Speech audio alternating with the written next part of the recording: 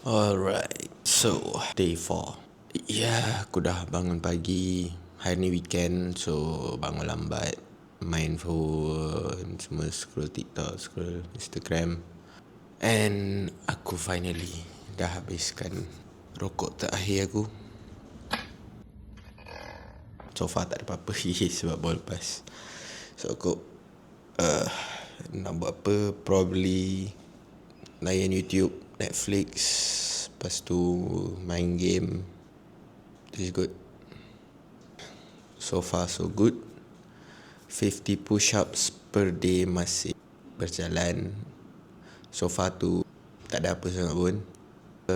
Cut sugar, I mean dah start lah craving sikit-sikit. Aku tidur pun mimpi makan donat semua. Tu je lah. Tapi tu still boleh tahan lagi.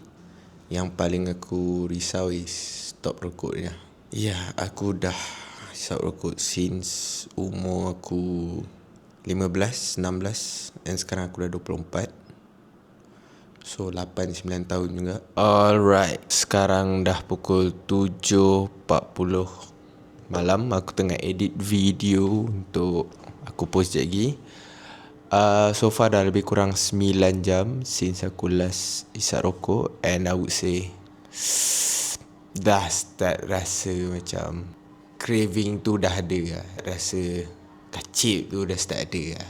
Petang tadi aku pergi teman mak aku pergi Lotus beli barang-barang.